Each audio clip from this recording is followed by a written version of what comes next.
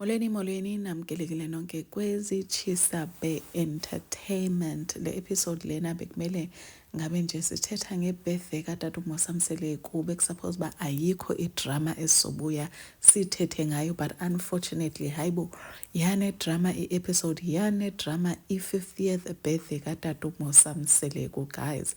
So hey, njengoba nibona before you ngumpopelelo Mseleku, the head of the Mseleku, because ke uyi-first born son kaTata uMosamseleku, nguye ke ebethula ispeech after umnini uvele wa breakdown wakhala during ispeech sakhe. So uMpumelelo had to take over. Uyatsho kuMpumelelo into yoba guys, I'm not prepared, bendingafakwanga ohlelweni, probably because bayamazi ba ingqondo yakhe bezoyitshintsha in any case. uAbongwe ufikile wathetha kamnandi, nabanye abantu nje, all the speakers bebethetha kamnandi.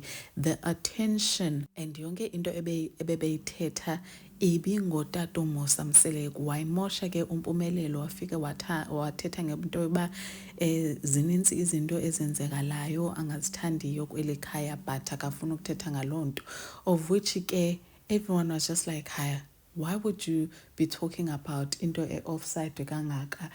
Kuzocelebratewa apha, we're not about idrama uba kwenzakala ntoni ekhaya.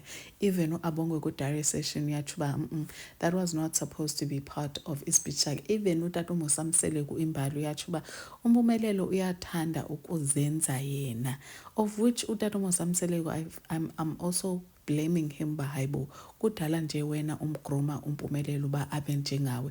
Now that he's become a mini you, all of a sudden you've got issues uba uyathanda ukuzenza wena, ufuna ukuhlonitshwa ngabo bonke abafazi bakho and ufuna abafazi bakho baripote kuye.